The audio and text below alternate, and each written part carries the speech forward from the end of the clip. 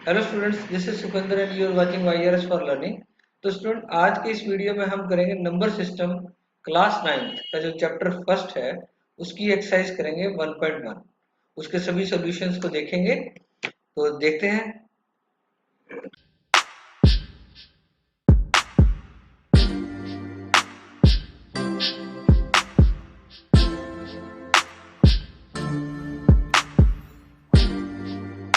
तो first question है, is zero a rational number?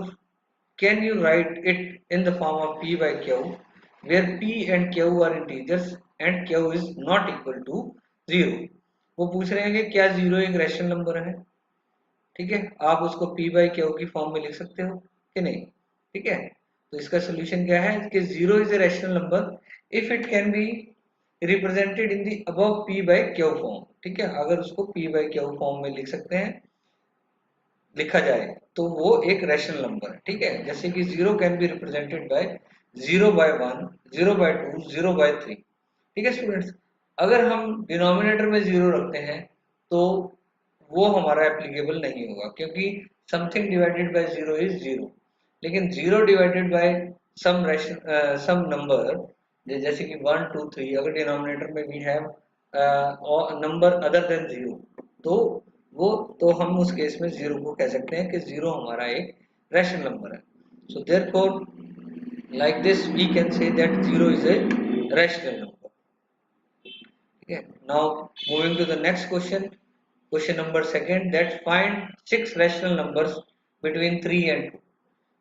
Same हमने अपने प्रीवियस वीडियो में देखा है, अपने एग्जाम्पल्स में देखा है कि जब भी कभी हमें दो नंबर्स के बीच में अपने रैशनल नंबर्स निकालने हैं तो वी हैव टू सॉल्यूशंस।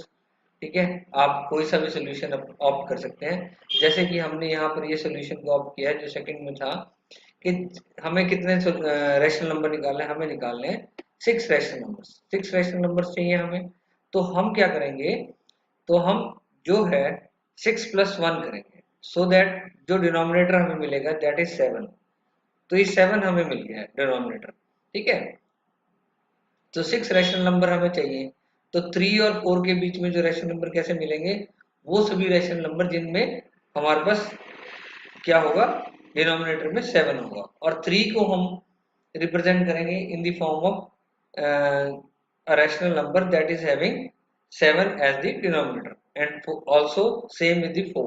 ठीक है, तो 3 के लिए हम क्या करें, 3 7 21, 7 से मल्टीप्लाई और 7 से डिवाइड कर देंगे, तो हमारे पास ये एक रैशनल नंबर निकल के आता है 21/7। और जब हम 4 की वैल्यू देखते हैं तो 4 के नीचे भी 4 के की भी वैल्यू हमारे पास क्या निकल जाती है, 28/7। आप देख सकते हैं 7 4 ज़ा 28, 7 3 ज़ा 21, ultimately we are getting 3 here and 4 here, और यहाँ पर हमें 4 मिल रहा है। बस हमने 4 को इस फॉर्म में लिख दिया, 3 को इस फॉर्म में लिख दिया। तो देखो, एक तरफ हमारे पास है 21/7, दूसरी साइड है हमारे पास 28/7। अब इसके बीच के हमने 6 रैशनल नंबर्स लिखने हैं।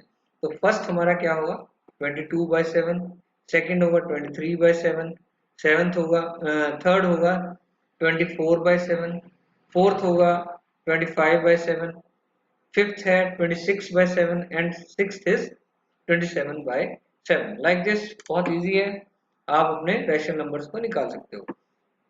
जैसे यहाँ पर हमने अपने 6 रैशनल नंबर्स निकाले हैं between 3 and 4। So this is the solution for this question number second. Let's move to the next question number 3। अब देखो, अब हमें क्या करना है, we have to find rational numbers between 3/5 and 4/5। हमारे पास दो ये रैशनल नंबर्स हैं, इनके बीच में हमें 5 रैशनल नंबर्स फाइंड करने हैं। ठीक है, in this case we have denominator same जो कि है 5, so we can choose any number to multiply and divide, but ideally we choose the number that is more than the required number, that is here 5 से ज्यादा का एक हमें चाहिएगा। यहाँ पर देखो हमने क्या करना है, हम सिर्फ और सिर्फ क्या हमारा कंसंट्रेट है कि यहाँ पर हमें पता है दोनों साइड में हमारे पास वी हैव डिनोमिनेटर एज क्या है 5। यहाँ थोड़ा गलत हो गया स्टूडेंट्स, तो यहाँ पर हमें क्या करना है कि 5 मल्टीप्लाई बाय 7। ठीक है, तो इस केस में हमारे पास क्या आएगा, यहाँ पर आएगा 35। बेसिकली हम क्या कर रहे हैं, हम यहाँ पर भी डिनोमिनेटर सेम कर रहे हैं। हमने डिनोमिनेटर यहाँ 35 आ गया, यहाँ पर भी 35 आ गया, 7 से मल्टीप्लाई और 7 से डिवाइड कर दिया। देखो स्टूडेंट, हमारे पास ऊपरली साइड हमारे पास वी गेट 21 और इस तरफ we get 28 and we need 5 rational numbers. तो हमने अपने रैशनल नंबर्स को एक्सपेंड कर लिया ताकि इनके बीच में हम इन्हीं 5 अपने नंबर्स को चूज कर सकें। तो देखिए हमारे पास 21/35 आ गया और दूसरा हमें 28/35 आ गया। बेसिकली हमने किया गया है कि हमने 3/5 और 4/5 को इस फॉर्म में लिख लिया। 3/5 हमारा बन गया 21/35 और 4/5 हमारा बन गया 28/35। तो स्टूडेंट अब देखो हमारे पास ये दो हैं, इनके बीच के आप नंबर लिख दीजिए। तो हमने यहाँ पर लिखा 22/35, 23/35, 24/35, 25/35, 26/35। अब यहाँ पर जो भी हमारा लोएस्ट फॉर्म में हो सकता है हम उसको कटिंग करके या डिवाइड करके तो हम उसकी लोएस्ट फॉर्म भी मेंशन कर सकते हैं। नहीं कर सकते, नहीं करना, तो आप सिंपली इन सब रैशनल नंबर्स को डिनोट कर दो। तो ये सारे के सारे आपके 5 rational numbers between 3/5 and 4/5 are. So this is the solution for question number 3rd.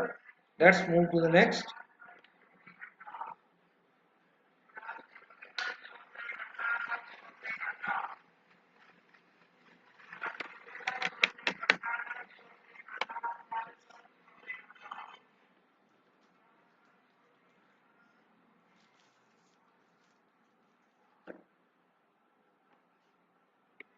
पुरानी मेरी है मेरी है बरसात।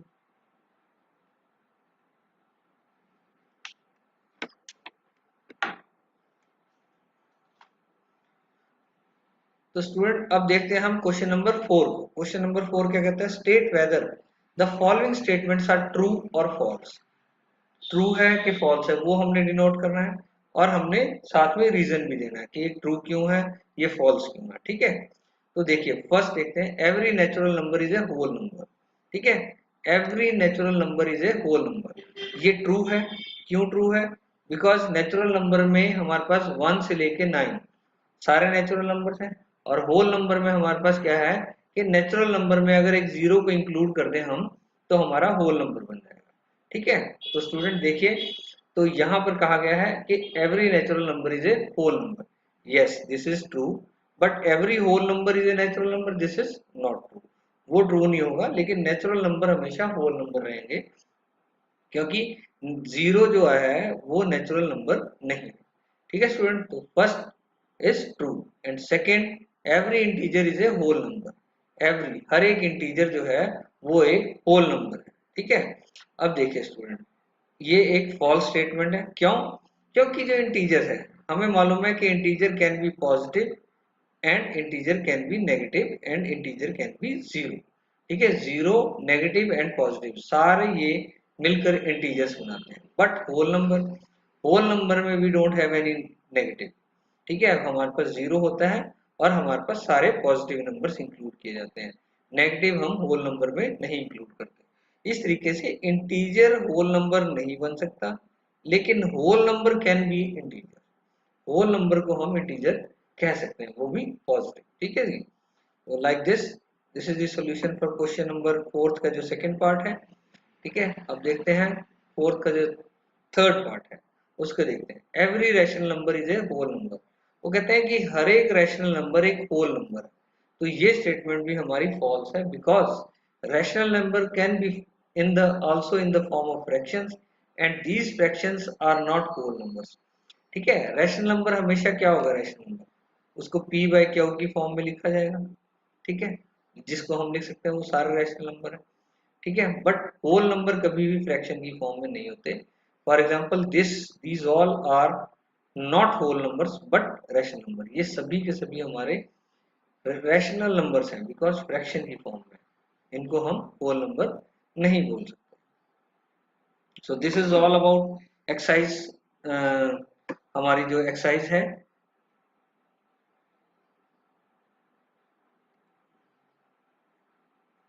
So this is the solution for exercise 1.1 of class 9.